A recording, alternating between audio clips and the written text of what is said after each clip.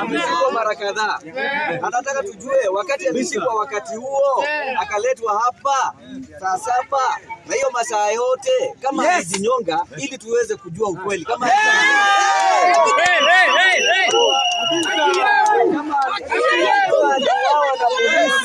tunataka haki itendeke.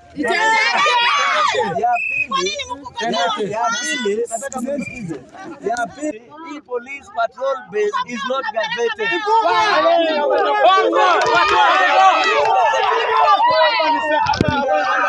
Hii police patrol base itolewe hapa. Tuwe na police station moja Kamkunji. Solai police station is not far from this place. Is it true or not true? It is not far from this place. It is around 2 kilometers from Solai Center to Solai police station. Ya tatu, kwa nini kama hapa ni patrol base na hapa ndio wanasema wanaweka mahabusu waiting apelekwe kwa police station? Tunataka kujua huyu jamaa kuna wakati aliletwa hapa akalala siku 3. We know that in charge wa hii police station polisi wa Chang'aa si mnajua na bangi.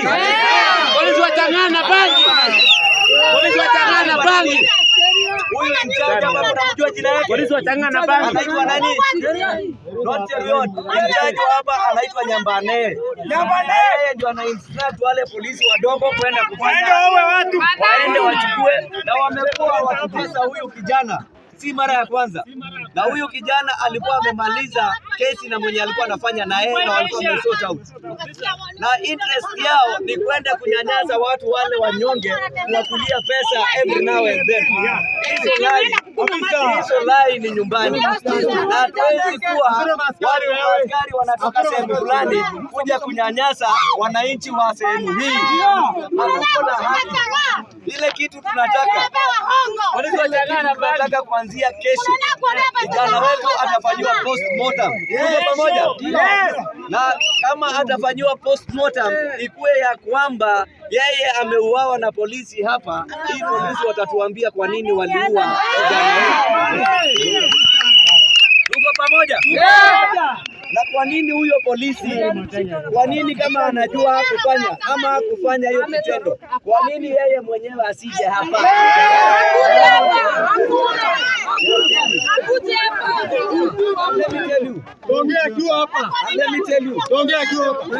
Hata kama ametoroka, kwa sababu unasikia ametoroka. Na kama anajua hakufanya hiyo kitendo, mbona atoroka? Mbona atoroke? Na huyu askari anaitwa Nyambane. Huyu askari anaitwa Eugene. Huyu mwingine anaitwa vijana ambayo wanajitegemea na wanafanya kazi, wanalisha familia. Vijana hapo na familia ndogo. Sasa hiyo familia ni nani atawasaidia kama kijana wetu ameuawa? So ile kitu mimi nawaomba wananchi kwa saa hii, wacha postmortem ikitoka na tujue kijana ameuawa, tutachukua action kwa lazima pamoja.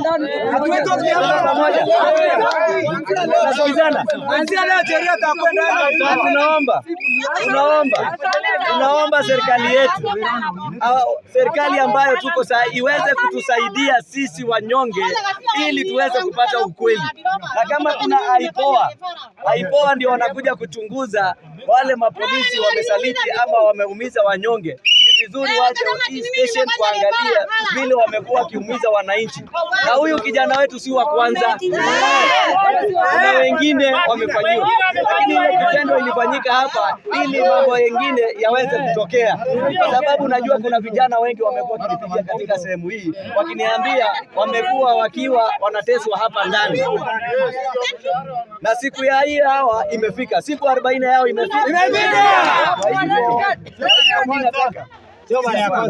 Mimi nataka kuwaeleza haki ya kijana wetu lazima ipatikane ama itapatikana.